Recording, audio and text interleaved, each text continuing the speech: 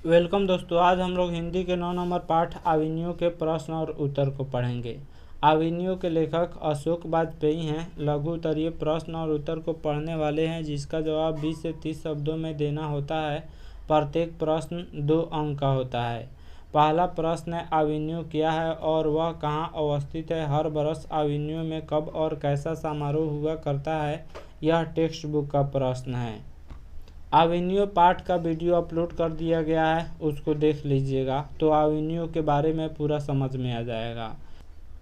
अथवा प्रत्येक वर्ष आविनियो में कब और कैसा समारोह हुआ करता है, 2014 के एनुअल एग्जाम में पूछ चुका हुआ है। दोनों क्वेश्चन एक ही हैं, थोड़ा घुमा दिया हुआ है, तो दोनों क्वेश्चन में से कोई क्वेश्चन पूछा जाएगा तो आंसर सेम ही होगा। इसका उत्तर होगा आविनियो मध्ययुगीन ईसाई मठ है। यह दक्षिणी फ्रांस में रोन नदी के किनारे अवस्थित है। आविनियो फ्रांस का एक प्रमुख कला केंद्र रहा है। यहाँ गर्मियों में फ्रांस और यूरोप का एक अत्यंत प्रसिद्ध और लोकप्रिय रंग समारोह प्रतिवर्ष होता है। अगला प्रश्न है, नदी के तट पर बैठे हुए लेखक को क्या अनुभव होता है? तो इसका आंसर होगा, नदी के तट पर बैठे हुए लेखक को लगता है कि जल स्थिर है और तट ही बह रहा है। नदी के किनारे जब लेखक बैठे हुए होते हैं तो उनको लगता है कि नदी स्थिर है और तट ही बह रहा है। उन्हें अनुभव हो रहा है कि वे नदी के साथ बह रहे हैं। लेखक जब नदी के किनारे बैठे होते हैं तो उन्हें ऐसा प्रतीत होता है कि वह बह रहे हैं और नदी स्थिर है। नदी के पास रहने से लगता है कि स्वयं नदी हो गए हैं, स्वयं में नदी की झलक देखते हैं, यानी नदी के साथ हम भी बह रहे हैं। अगला प्रश्न है, नदी तट पर लेखक को किसकी याद आती है और यह क्यों?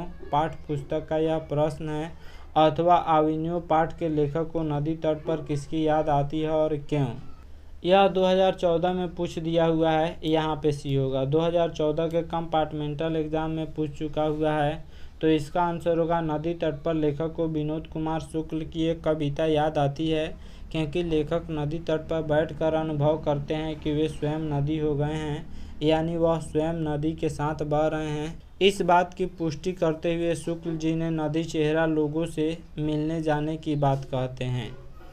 अगला प्रश्न है, किसके पास तटस्थ रह पाना संभव नहीं हो पाता है और क्यों? किसके पास स्थिर रह पाना संभव नहीं होता है और क्यों? यह पाठ पुस्तक का प्रश्न है। इसका आंसर होगा, नदी के किनारे और कविता के पास तटस्थ रह पाना संभव नहीं होता है, क्योंकि दोनों की अभिभूति से बची नहीं जा सकती है। लेखक कहते हैं, नदी के किनारे और कविता के पास तटस्थ रह पाना संभव नहीं हो पाता है, क्योंकि दोनों की अभिभूति से बची नहीं जा सकती हैं। नदी और कविता में हम बरबस ही शामिल हो जाते हैं। निरंतर नदी और कविता दोनों में हमारी नश्वरता का अनंत से अभिषेक करती है। लेखक ने कविता का तुलना नदी से किया हुआ है। जिस तरह नदी के किनारे हम बैठते हैं तो नदी के धारा में बहने जैसा प्रतीत होता है, उसी तरह कविता भी लिखा जाता है तो उसके धारा में हमें बहना पड़ता है। तो नदी और कविता से एक ही एहसास कवि बताते हैं। अगला प्रश्न है, लेखक आविनियो क्या साथ लेकर गए थे और वहाँ कितने दिनों तक रहे? लेखक की उपलब्धि क्या रही?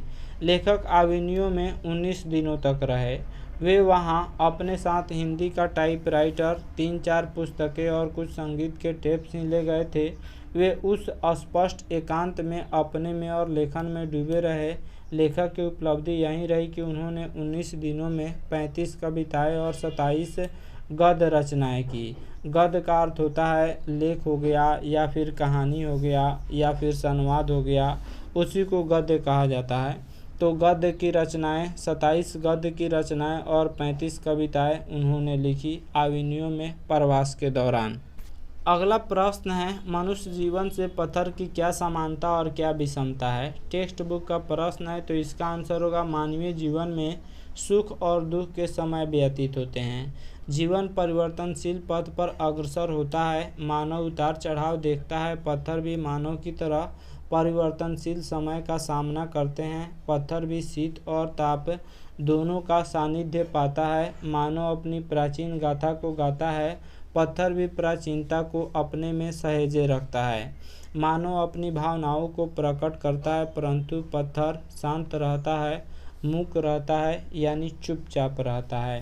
तो कवि यहाँ पे समानता बताते हैं कि मानव भी अपने जीवन में उतार चढ़ाव देखता है। पत्थर भी परिवर्तनशील समय का सामना करते हैं। पत्थर भी सर्दी और गर्मी दोनों का एहसास करते हैं। मानव भी अपनी प्राचीन गाथा को गाता है। पत्थर भी अपने प्राचीनता को सहेजे रखता है। लेकिन मानव अपनी भावनाओं को प्रकट कर सकते हैं, परंतु पत्थर अपनी भावनाओं को प्रकट नहीं कर सकता है, वह शांत रहता है। तो ये था अभिनयों के प्रमुख प्रश्न और उत्तर। आशा करता हूँ यह वीडियो आप सब किसी को काफ़ी पसंद आया होगा। हमारे चैनल को सब्सक्राइब करें, इस वीडियो को लाइक करें तथा अधिक से अधिक शेयर करें। Thanks for watching my video.